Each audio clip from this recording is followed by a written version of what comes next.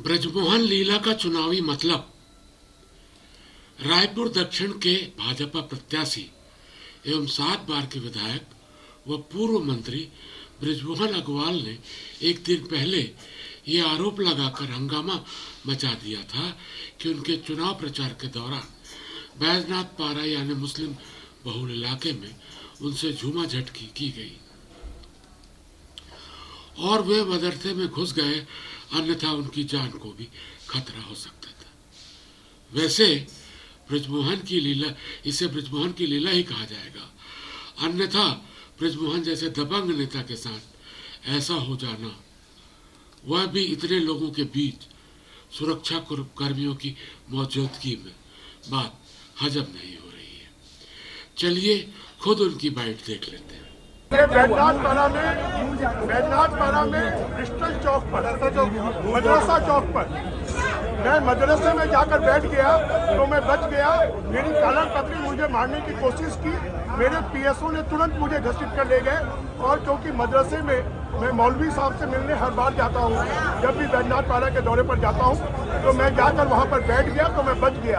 Otherwise उनका हमला किसके लोग लग रहे थे? वहाँ पर ये लोग घुसे हुए थे।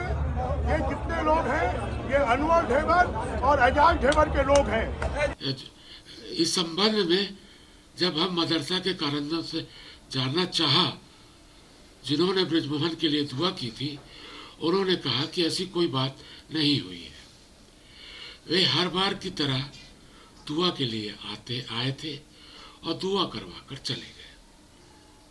क्या घटना घटी?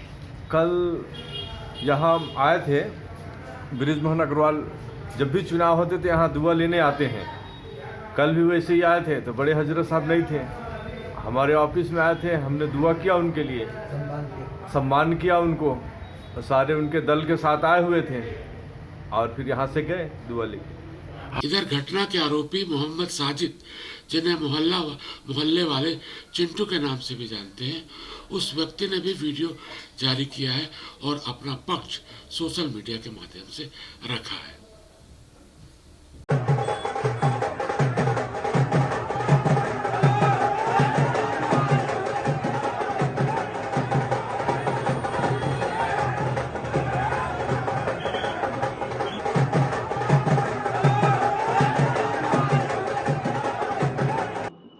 मैं बैजनाथ पारा का स्थानीय निवासी हूँ। 2 साल पहले मैं और मेरा परिवार दोनों कोरोना से बुरी तरीके से ग्रसित थे और यही चीज़ मैं ब्रजमोहन अग्रवाल जी को देखा जब वो आज शाम में अपने सैकड़ों हजारों कार्यकर्ताओं के साथ आए, तो यही चीज़ मैंने सिर्फ उनसे पूछने के लिए कहा, मोहन जी नमस्ते, मैं आपसे सिर्फ यही पूछ रहा हूँ कि आप 2 साल पहले कोरोना काल में कहाँ थे? इतना कहते ही साथ वो उत्तेजित होते हुए मोहन भैया बोले कि मैं तो अपने घर में था, तू कहाँ था? करके मुझे ढकेलते हुए वो आगे बढ़ गए। इसके अलावा वहाँ पर कोई भी वाद विवाद नहीं हुआ, ऐसी कोई घटना नहीं हुई। ये ब्रजमोहन का चुनावी स्टैंड है, इसके अलावा कुछ भी नहीं है। मैं खुद एजाज ढेबर के खिलाफ निर्दलीय चुनाव लड़ा है, मेरा किसी भी पार्टी से कोई लेना देना नहीं है। मैं पुलिस प्रशासन से ये मांग करता हूँ कि सारे फुटेज निकाल के बारीकी से जाँच कर ली जाए और उचित कार्रवाई की जाए। ऐसा नहीं है कि ब्रजमोहन अग्रवाल से सिर्फ बैजनाथ पारा में ही कोरोना काल में उनकी उपस्थिति को लेकर सवाल नहीं हुए हैं, बल्कि खबर है कि नेहरू नगर में महिलाओं ने घेर कर उनसे कोरोना काल में कहाँ होने के सवाल किए थे, लेकिन तब ब्रजमोहन अग्रवाल ने ऐसी तीव्र प्रतिक्रिया नहीं दी थी। शायद वहां पर ऐसा करने पर उन्हें राजनीतिक फायदा नहीं मिलता। परिस्थितियों पर गौर करें तो ब्रजमोहन अग्रवाल मुस्लिम बहुल क्षेत्र में सोची समझी चाल के तहत ऐसा आरोप लगाते हुए लगे। उनका निशाना सीधे महापौर एजाज ढेबर और उनके भाई अनवर ढेबर थे, क्योंकि इस क्षेत्र से एजाज ढेबर पार्षद है और उसी के चलते वे महापौर भी हैं। वास्तव में भाजपा प्रत्याशी एजाज ढेबर के विरुद्ध हुई एंटी इनकम्बेंसी को भुलाना चाहते हैं। ऐसा नहीं है कि ब्रजमोहन अग्रवाल की तरफ से यह पहला प्रयास हुआ है, बल्कि वे लगातार पहले भी सदन में और सदन से बाहर एजाज को प्रत्यक्ष या परोक्ष रूप से निशाने पर लेते रहे। पिछले दिनों 12 मुस्लिम निर्दलीय उम्मीदवारों के नामांकन वापसी पर भी अग्रवाल के मीडिया सेल ने इसी आशय का प्रचार किया था कि महंत रामसुंदर दास तो चेहरा है, वास्तविक लाभ एजाज ढेबर को होने वाला है। चलिए इसका कारण समझने के लिए थोड़ा दक्षिण विधानसभा में मतों की स्थिति समझते हैं, मामला साफ हो जाएगा। दक्षिण में सबसे बड़ा मतदाता वर्ग ब्राह्मण है, जो ब्राह्मण पारा में निवास करता है। उसके बाद मुस्लिम वर्ग आता है, जिसकी बसाहट संजय नगर में है। इसके बाद कायस्थ समाज आता है, जिनका भी अपना एक मोहल्ला है।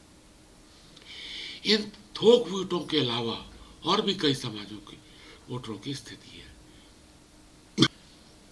इस चुनाव में महंत रामसुंदर दास के कारण ब्राह्मण वोट प्रभावित हो गया है। वैसे ही एजाज ढेबर की सक्रियता से मुस्लिम वोट भी उस ओर झुकता दिख रहा है। इसके अलावा जो क्षेत्र ब्रजमोहन अग्रवाल का गढ़ माना जाता था, उसी क्षेत्र में मठ होने के कारण भी फर्क पड़ रहा है।